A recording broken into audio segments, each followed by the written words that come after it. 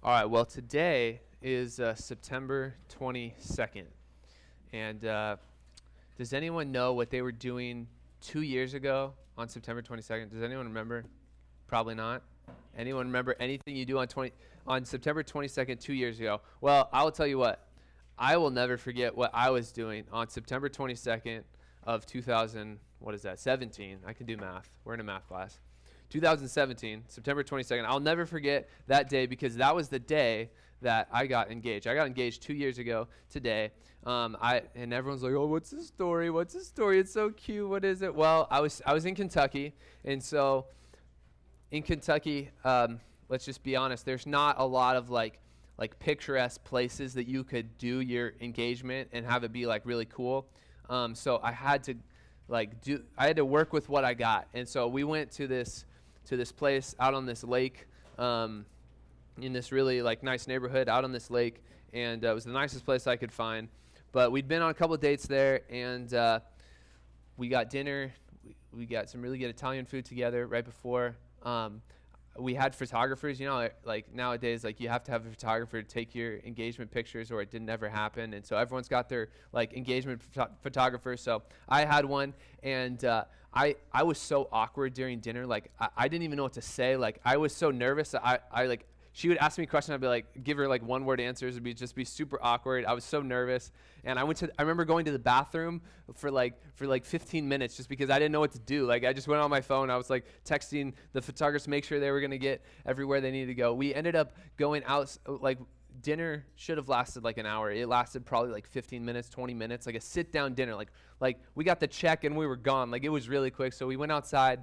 There were these old men like reliving the glory days, and they put this old band together and they were singing like old 80s songs, and I just remember she was like, "What in the world are we watching this for?" And I was like, I don't know, just watch, like these guys are good. Like it was super awkward because I was trying to buy time for this engagement for these people to show up and everything. And so anyway, I went down there by the lake, told her all the things I loved about her, and then I got engaged right there. Asked her if she would marry me, and she said yes. And a lot of things went into that day. Like that day was circled on my calendar for a long time before then. I had to put a lot of planning into that day. If you know anything about me, especially college me, like I'm not good at planning at all. So this took a lot of work for me to actually plan, actually put a date on the calendar, actually plan what I was going to do, plan what I was going to say, buy a ring, ask her parents, all of those things. I had to plan all those things in advance. And I remember I chose that ring. I bought it online, but I had bookmarked that page for like, I don't know, 6-8 months before this even happened. So I was well prepared. I talked to her dad, which is what you should do if you're a guy. You should ask her dad, be a nice person.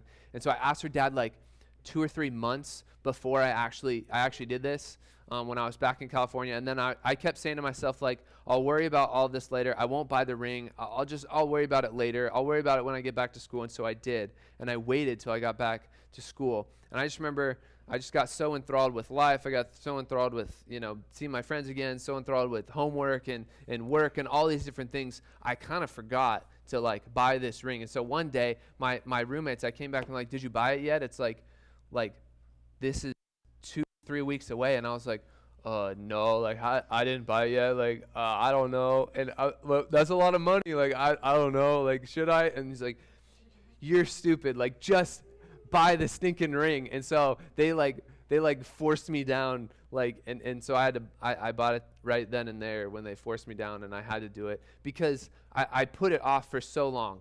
I just kept putting it off. I had this date circled. My mom was going to fly out there. Her mom was going to fly out there, and they were going to surprise her after we got engaged. And so all this was planned. Like, I couldn't back down. I couldn't just show up with no ring. Like, I had to have a ring. And I kept pushing it off.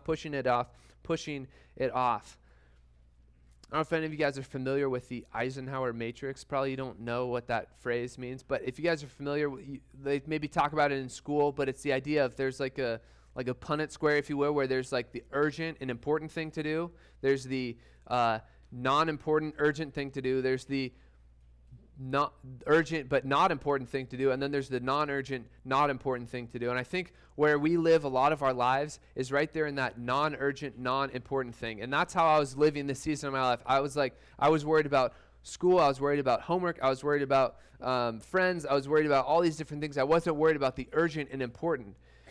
And see, if we're going to live the Christian life the way that we shouldn't be so consumed in that bottom square, in that non-urgent, not important. That's the idea of distractions. That's the idea of you're worrying about whatever's coming your way. It's not really urgent. It's not really important. We can't live Christianity that way. Christianity is not about the here and now. It's not about you having fun. It's not about school. It's not about sports. It's not about any of those things. It's about focusing on what's urgent and what's important.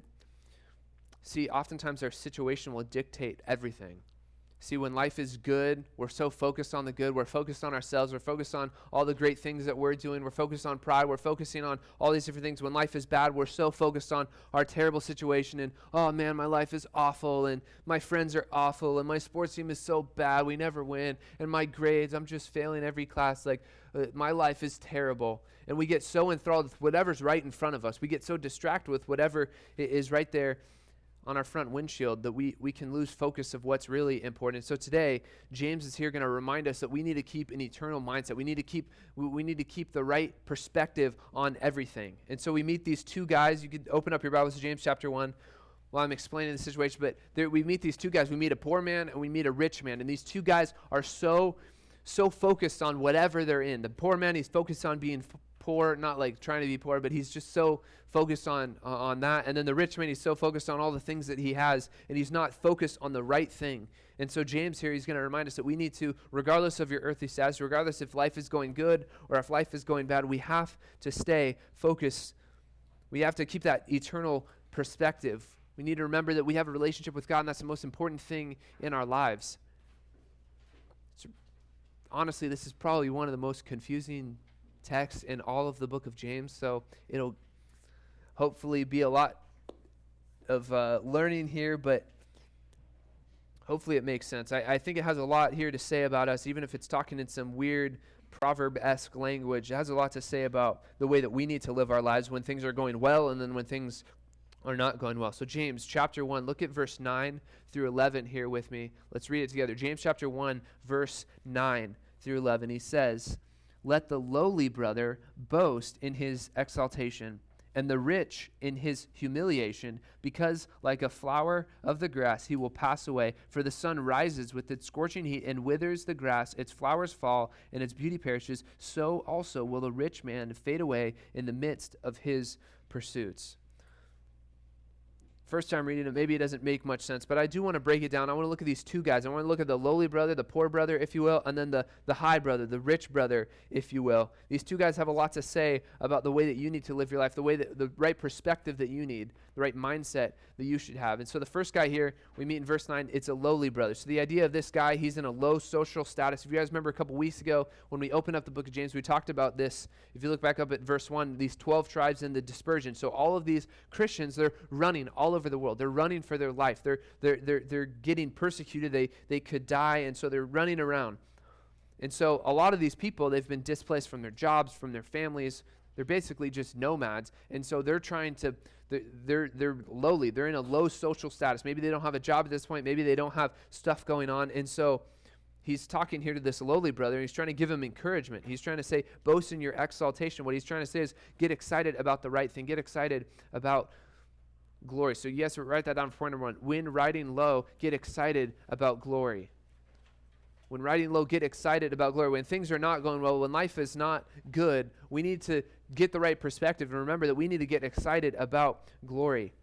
See, some of you guys here in this room are lowly, are poor, not necessarily financially, but what I mean by that is you're in a low social status. Right now, things aren't going well for you at school. Things aren't going well for you at home. Your friends are being mean to you. They're talking behind your back. It's hard to go to school. You don't want to go to school. You show up crying to school or something like that. The life is really hard for you. Some of you guys, maybe it is financially. You look around, all the different people, they have all these really cool things. They've got, a cool car. They've got a cool house. And I've got, a small little house. I'm worried about what they think about my clothes. You're worried about all these different things. Maybe reputation. Maybe you're not the coolest person at your school. I think looking around, not all of you guys are the coolest person at your school. Some of you might be, but some of you are probably not. Your circumstances are not good. And so the idea here is he's trying to talk to you. If you're one of those people that are in the low social setting or even financial setting or reputation setting or circumstance, if you're that lowly brother, then he's trying to give you encouragement here. And see, when life is going poorly, when things are hard in your life, we oftentimes get so enthralled with it, right? We get so focused and consumed in the bad things that are happening. We turn to sin. We turn to loathing or depression or any of those things. And James here, he's trying to offer you encouragement, saying, hey, boast in your exaltation. What he's trying to say here is get excited about glory. Get excited about the exaltation that you'll have one day in heaven. Because regardless of whatever life brings you, you can always hold on to this. Think about this. If you're a Christian and life is going poorly, life is hard, you can always hold on to this. I don't know if you guys watch the Peanuts. Have you guys...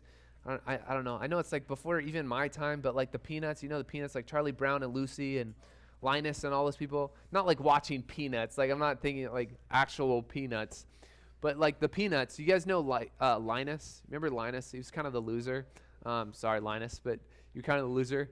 What did he do? What did he have with him all the time? He always had his blanket, right? Whenever it was cold, whether it was hot, like whether he was sad or happy, he always had his blanket with him. And so what James is trying to tell these Christians, these lowly brothers here is, guess what? You've always got your blanket with you. You're not going to go anywhere without it. You've always got this with you. You can boast in your exaltation. You can boast in the fact that you are a son or daughter of God, and you can remember that. Life is crumbling. School is hard. Sports is not going well. Your social life is not going well. Financially, all the people at your school are wearing better clothes than you, have better shoes than you, are cooler than you.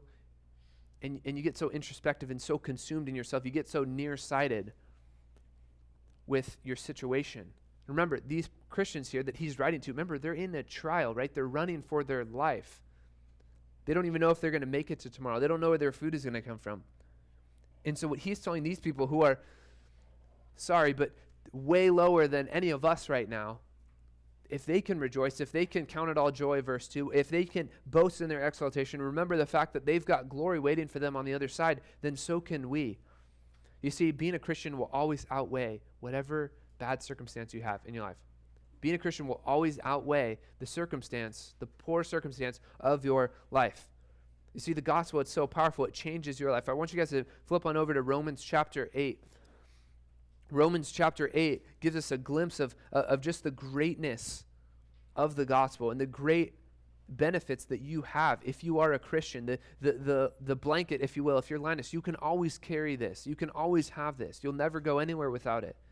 Romans chapter 8. Look at verse 1 here with me. Famous verse. It's an Awana verse. If you got a Timothy Award, you know it. But Romans chapter 8, verse 1, it says, "There is therefore now no condemnation." There's no now coming judgment for those who are in Christ Jesus. For the law of the Spirit of life has set you free in Christ Jesus from the law of sin and death.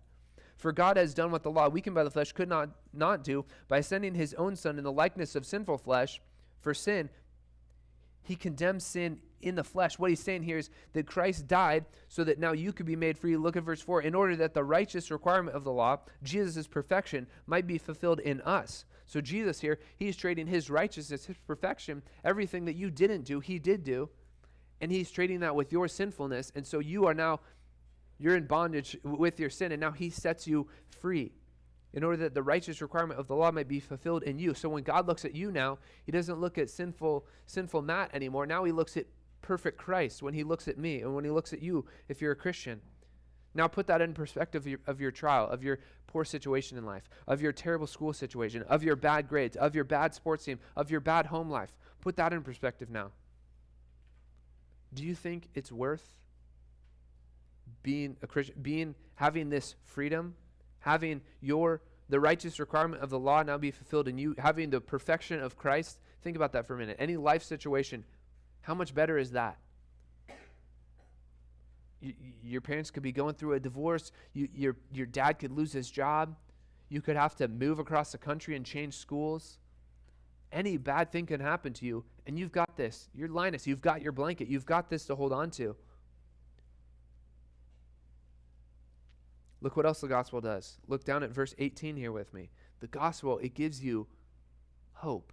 The gospel gives you hope. Look at verse 18. Paul here, he's explaining the trials, the sufferings that he's going through. He says, for I consider that the sufferings of this present time, the things that I'm going through right now, are not even worth comparing with the glory that is to be revealed to us. What Paul's trying to say here is, I've got perspective on what's to come. I can sit through the suffering of this life, this temporary life, and I can get excited about the glory that is to come. Look at what he says. For creation waits with eager longing for the revealing of the sons of God. For creation was subjected to futility, not willingly, but because of him who subjected it, in hope that the creation itself will be set free from the bondage to corruption and obtain the freedom of the glory of the sons of God. For we know that the whole creation has been groaning together in the pains of childbirth until now. All of creation, it's suffering. It's groaning. But look at verse 23. And not only in creation, but we ourselves who wait have the first fruits of the Spirit. We groan inwardly as we eagerly await the adoption as sons and the redemption of our bodies. No matter what's coming, no matter if life is so bad that you can compare it to childbirth, which I've heard is really bad. I've never been through it personally. I've never been through it on the waiting. I guess we've all technically been through it if you think about it. Don't think about that too long. But we've all technically been through it. But I've heard it's not really good, right? Childbirth it's not a pleasant thing. It's not flowers and great things. It's more pain and screaming and agony is what I've heard, or at least they show you in the health video, right, in 8th grade or whatever, the dreaded video. It's not good. It's not good, right? And so childbirth, it's not a pleasant thing, right? And so life could get so bad that it's like that. It's awful. You're groaning as in the inward groanings of childbirth is what Paul says. But we can groan now, but look at what you have at the end of it. Think about childbirth. Your mom went through all this pain to see you show up, right? I always tell my mom, I'm like, why did you go through that for me? Like, was I worth it? Would you actually do that again? Like, are you kidding me? She's like, of course, every mom in the world's like, yeah, I'd do it again and 1,000 times to have you. But think about that. My mom, your mom, every mom went through all that pain to have you. Look at how much better it is. Look at the trade-off, the pain for the reward. Your mom goes through the pain, but she gets you, right? A human. The pain or the glory outweighs the pain. And so that's what Paul, he's trying to say here. You see, the Christian life, to be honest, it's a trade-off, right? Like when you trade in your phone, you guys get new phones. They don't have the 11 Pro yet, like the triple camera one. I don't know. But when you upgrade your phone, what do? You turn in your old one, right? You turn in your old one. Guess what? Your old one is worth hundreds of dollars, right? But it's worth it because if you're trading in the iPhone 8, it's worth the iPhone 11, right? You're getting an upgrade. And so even though it's painful to hand over the hundreds of dollars of iPhone 8, you're getting something even better. You see, that's what the Christian life is. You're trading in something. You're trading in your life. You're trading in now suffering on this side of heaven. But what you're getting is so much better. You're giving something off, but it pays off in the end. And you see, the cool thing about this story is we know the ending, right? We know the ending before it even starts. You know right now, we can all be confident that the ending of this whole story is that Jesus wins and that you get to now be with him in eternity, right? You guys know movies, when someone spoils a movie, you hate that, right? You hate when someone spoils a movie, the spoilers, spoiler alert. But the classic example of movie that I go back to all the time is Finding Nemo. The spoiler alert is literally in the title. It's literally called Finding Nemo. What do you think is going to happen? He's going to lose Nemo and lose him forever? Of course, Finding Nemo is about finding Nemo, right? And so when you watch Finding Nemo, when you watch Marlin go through, what is it with the crush with the sea turtles? I don't even remember what it's called, but you know he's in the jellyfish, he's about to die in the jellyfish. What is it? The EAC? The EAC, that's right. So when he's going through the EAC and he flies out of the EAC and he meets a jellyfish, he's in the jellyfish. Marlin's there with Dory and they're like, do you really think, you're sitting in the theater, you're like, they're going to die right here, Nemo's never going to be found? No, you're like, okay, well, of course, they're going to make it through this. This is Disney. Every Disney movie has a happy ending. I know he's going to make it through. When Bruce shows up, the shark, you don't really think Bruce is going to eat him, do you? No, right? Because in the end, they're going to find Nemo. And so the idea here is we know the end of the story, right? We can get excited about glory because we know at the end of it, we know we find Nemo, right? Like he's found. We don't have to worry about the jellyfish. We don't have to worry about Bruce or that weird creature that was down in the dark. I don't even remember that, with the little light in front. We don't have to worry about that. Right now, your life might be an anglerfish or whatever, but you don't have to worry about actually, if you will, dying in that, because we know the end of the story. And so we can now get excited about glory right now. Write down John 14:3. Write down John 14:3. This is what Jesus here tells his disciples. He says, I will go prepare a place for you. I will come again, and I will take you to myself, and there I am, and that where I am, you may also be. Think about that for a minute. Right now, if you are a Christian, Jesus is preparing a place for you. You've got something on the other side. You've got a house on the other side of eternity that you get to be in if you're a Christian. He is preparing a place personally for you with your name on it. You can get excited about that right now. At Revival, you guys all memorized, or most of you memorized, Revelation 21. Revelation 21, 1 through 8. You guys remember that? Can anyone recite it right now? Bring you up, put you on the mic. You say it right now, right? No? No, you can't do Rev 21, 1 through 8. I saw a new heaven and a new earth coming down out of heaven as a bride adorned for husband. I can't do the whole thing. I know the first couple of verses. But think about that for a minute. Write it down. I was going to turn there, but I don't think we have much time. So write down Revelation 21, verses 1 through 8. Revelation 21, 1 through 8. If you guys think back to what you memorized at Revival. Maybe not word for word, but think back of all the themes that happened in that verse. The dwelling place of God is with man. He'll wipe away every tear from your eyes. There'll be no crying nor mourning nor pain anymore. He's going to feed you with the spring of the water of life, right? Do you think that's worth it? Is that actually worth it? Well, I would argue that it definitely is. When you're feeling lowly, when life is hard, you can always remember what's waiting for you on the other side. Jesus is preparing a place for you, and you've got Revelation 21, 1 through 8 to look forward to. So the question that I read this verse, I think, what do I do now? Okay, so the lowly brother, he boasts in his exaltation. He gets excited. He rejoices in the fact that he's going to be in glory one day. What should I actually do right now?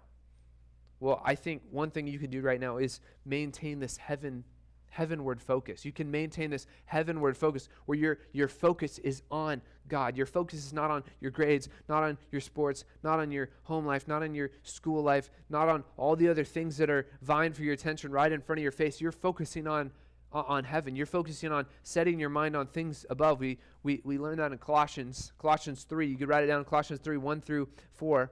Says, if you've been raised with Christ, seek the things that are above, where Christ is seated at the right hand of God. Set your minds on things above, not on things that are on the earth. For you have died, and your life is hidden with Christ in God. When Christ, who is your life, appears, then you also will appear with him in glory. You can keep that as your desire, as your focus, as your goal. Remembering that, guess what? I've got glory to look forward to. I can be ready for eternal life because I know I can set my focus on that. Think about your life right now. How different would your life look if you kept that mindset all the time? Do you think you would fall into temptation? Do you think you would choose to sin? Do you think you would choose to laugh at inappropriate jokes? Do you think you would choose to share inappropriate jokes? Do you think you'd choose to gossip or get angry or be impatient or any of those other things? If you kept this focus, setting my mind on things above, I think our lives would look a lot more righteous if we kept that mindset. And so when life hurts, when you're the lowly brother, you can rejoice, you can boast, you can get excited, you can take pride in your exaltation, the fact that one day you will be with Christ in glory. Nothing can compare to that. Nothing can compare to that. The hope that you can have in the gospel, nothing can compare. But like I said, James here, he's talking to two different people. He's talking about the lowly brother, and then he's talking to this other brother, this rich brother. Look back at James 1 here with me. James 1, look at verse 10. And the rich, he should boast. You could move that verb over too because it's a parallel structure here. But the rich, he's supposed to boast in his humiliation Because like a flower of the grass, he will pass away. For the sun rises with its scorching heat, withers the grass, and the flowers fall, and its beauty perishes. So also will the rich man fade away in the midst of his pursuits. What James is trying to say here is some of you guys, life is great. Some of you guys, life is bad. So if life is bad, get excited about glory. But if life is good right now, things are going well, school's going well, grades are good, parents are happy with me, things are going well at school, at church, on my sports team. What he's saying here is you need to boast in your humiliation. What he's trying to say here is, hey, you need to humble yourself. You need to be humble. Write that down for point number 2. When riding high, humble yourself quickly. When life is going well, when you're that rich person, if you will, you're rich in a social sense. You know that you show up to school and people know your name. You know that you post a picture on Instagram. You know you're going to get a lot of likes because you got a lot of followers. You know when you Snapchat someone's going to snap you right back because you're cool and they want to snap you back, and that'll be cool. And I'm great socially. I got a big reputation. I've got a lot of talent. I'm really good at my sport. I'm really good at school. I've got straight A's. I'm really smart. I'm really talented on the sports field.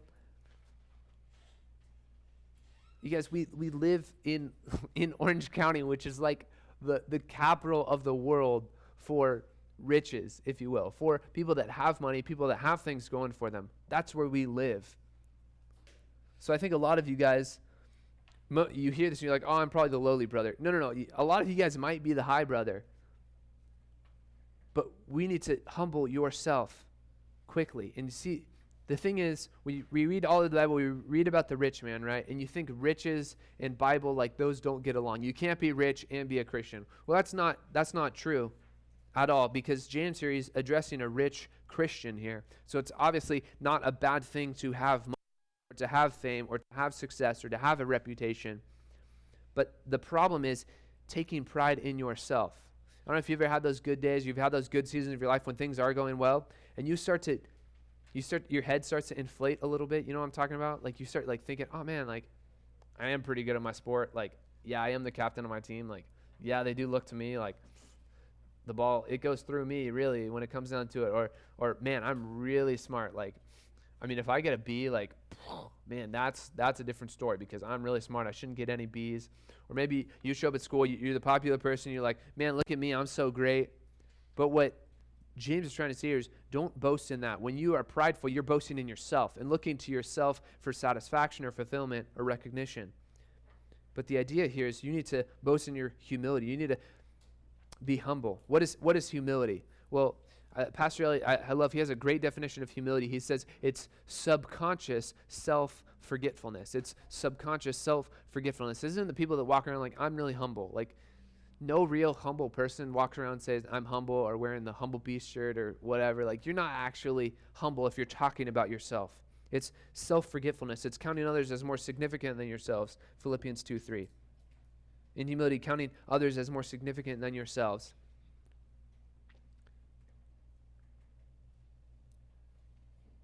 See, the dangerous thing is we are all susceptible to pride. What is pride? Pride is you shifting your confidence from God to yourself. Shifting your achievements from God to yourself. Saying, I've got this. I know what I'm doing. I'm confident in myself. We're going to get there here in a few months, but James chapter 4, verse 6 says, God opposes the proud, but it gives grace to the humble. God opposes the proud, but gives grace to the humble. See, if you think you're so great, or you think you're so smart, or you think you're so good looking, James 4, verse 6 says, God is opposed to you if you're proud. And here's the thing, like, if anyone's going to oppose me, I'd rather it be you. I'd rather it be someone here on this planet. I don't want God to oppose me. I don't think anyone's going to sign up. Man, I really want to be God's rival. Like, I want to be in the rivalry against God. Like, probably don't want to do that. Why? Because we know how powerful God is. You don't want to be a rival to God. You don't want to be opposed to God. So what you have to do is you have to humble yourself. Think of yourself lower. You see, we went ice skating here on Friday. And remember a couple weeks ago, I was up here saying, like, man, like, I'm really good at skating. Like, they call me Apollo Ono. Like, put me in the Olympics. Like, I'm really good. I think I fell more than probably anyone else there. And you guys remember that one girl that came in the purple, like with the violin? You know, that weird girl, like with the violin. Like she walked in there with a camera crew. Like she walked in there with this camera crew. I was feeling good about myself, and then I saw her start to skate. She got there right at the end, and she was doing like the spins, and like she had like a camera crew like going around her. She brought a violin. She was like skating with a violin. I don't know what her problem is, but I thought, wow, I'm not that good at skating anymore. Like this girl, she's really good. I'm not very good. Or I was skating around with John, and John like worked at a skating rink, okay? And so he can do the backward skating, and like he can do the side, like, you know, when the hockey players like spray you with the ice. Like John can do that. I was skating with him, and I was like, I thought I was good, but I don't think I'm good anymore. I'm going to count other people as more significant than myself because I know I'm not the top dog anymore. That's the idea of humility. Counting others as more significant than yourself. Reminding yourself, hey, I'm not that good. I'm not that good at myself. God is the one that's way better than me. This great reminder in Matthew 23, Jesus here, he tells his disciples, Matthew 23:12, he says, whoever exalts himself will be humbled, but whoever humbles himself will be exalted. If you exalt yourself, God is going to humble you. And guess what? It's not fun when God humbles you. It's not fun when God humbles you. We have to have that heart of humility. And like I said, humility, it's this subconscious self-forgetfulness. Isn't the fake humility? Y'all know that one person that like is a really attractive person, but they go around telling you like how ugly they are. You know that person, you're like, just shut up. Like that, like no one cares what you think about, I'm so ugly. It's like you're obviously not ugly. That's really annoying. You all know that friend that's got that fake humility that talks about themselves, about, oh, I'm terrible, or like, you know, they're really good at a sport, but like, oh, I'm terrible at the sport, like I'm not very good, or whatever.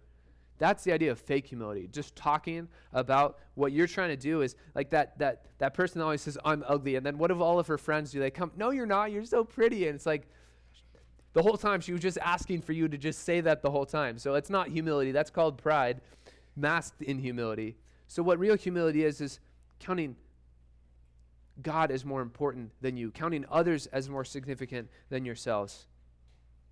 Write down Jeremiah 29:23 through 24. Jeremiah 29:23 through 24 gives the idea of what it looks like you to now boast in humiliation, boast in a relationship with God.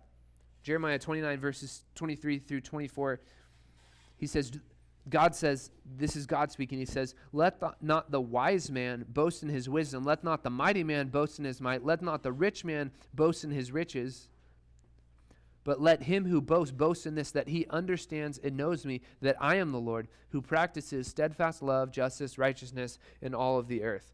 What Jeremiah is trying to say here, or not Jeremiah, but what God is trying to say here, is that boasting in yourself, boasting in your wisdom, boasting in your might, boasting in your riches, what you really need to do is boast in God, boast in a relationship with God, that you know God. Boasting in humiliation is you siding with God. You saying, I've got a relationship with God. And guess what? You might be cool. You might be a really cool person at your school. You got a great reputation. You got a great Instagram, whatever it is. But you go to school, you now need to boast in a relationship with God. You guys all know Tim Tebow, right? Like the whole church, like everyone loves Tim Tebow. Tim Tebow, he's great at sports and everything, but he is a laughing stock in this world. Like people think Tim Tebow is the stupidest person alive. Because what does Tim Tebow do all the time? He always talks about God. He always talks about the gospel. He always talks about all this, and everyone thinks, what a loser that guy is. Yeah, he might be the Heisman Trophy winner. He might be a great football player. Now he plays baseball for some reason. Like, he might be great at all of these things. But everyone makes fun of him. Why? Because he boasts in his relationship with God, not in his football achievements or baseball achievements or his popularity or reputation. No, he boasts in a relationship with God, and he gets mocked for that. And so that's what the idea that James is trying to get across to you, if you are that person that is that rich person, if you will. Siding with God, boasting in a relationship with God, not crediting your worth in what the world says, but crediting your worth in what God says. You guys know the difference between the two? Here's the thing.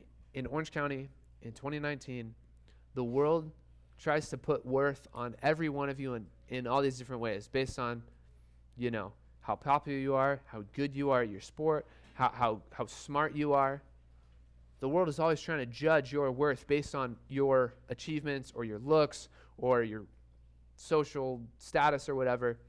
But we need to view ourselves in what God thinks of us. Like we said earlier, if you are a Christian, then you are a son or daughter of God, and you can boast in that. Remember that. You see, what did Jesus do? Jesus, he's the highest person of all time. He's the Son of God. He was sitting in heaven for all of eternity past, getting praised every single day, 24/7. And what did he do? He came down to this planet, subjected to a human body that gets sick, that gets hurt, gets tempted. Then what did he do in John chapter 13? He went and he scrubbed the toenails in the feet of his disciples, right? The highest of all, the Son of God, came down in humility and scrubbed the feet of these disciples. You see, Jesus humbly served. He said, no job was below me. I'm going to clean these people's feet even. You see, a lot of people here in this room, including myself, we're spoiled, right? You're spoiled. Hate to break it to you, you're spoiled, okay?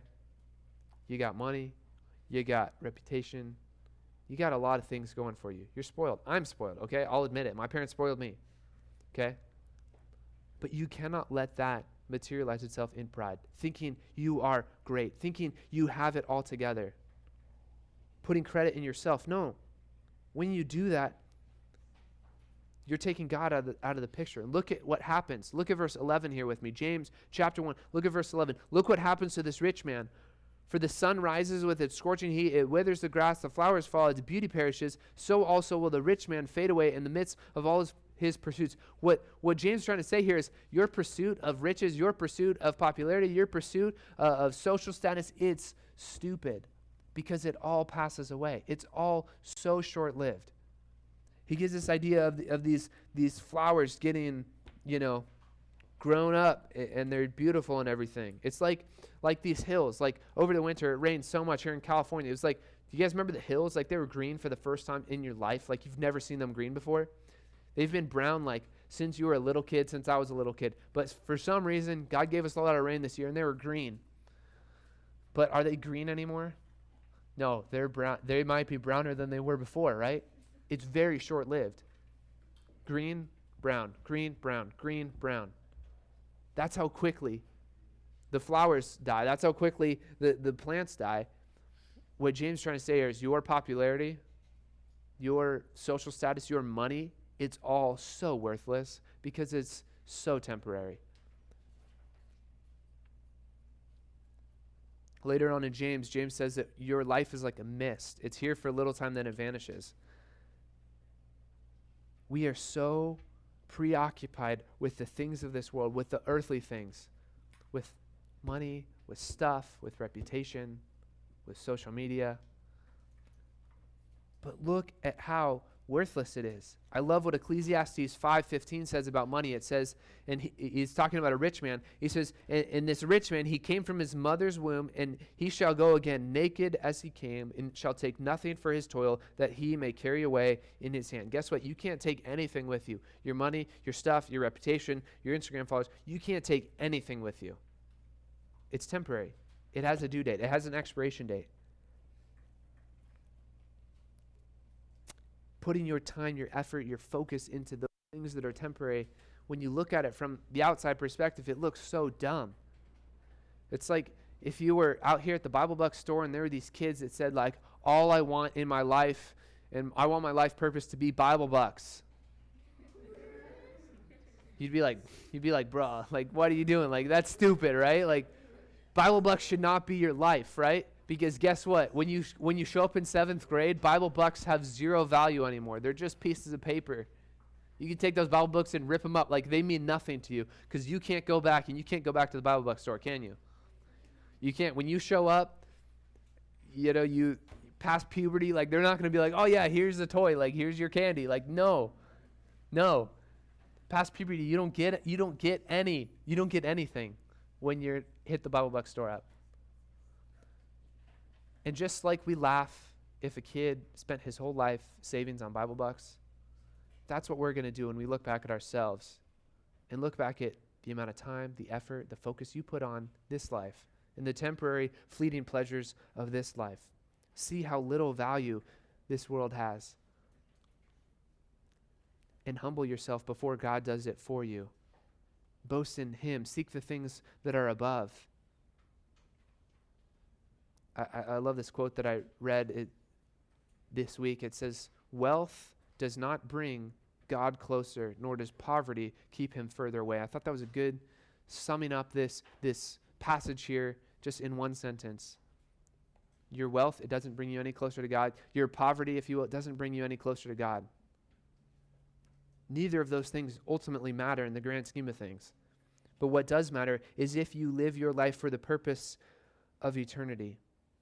I quoted it earlier, but Colossians 3, 1 through 2, if you've been raised with Christ, seek the things that are above where Christ is seated at the right hand of God. Set your mind on things that are above, not on things that are on the earth.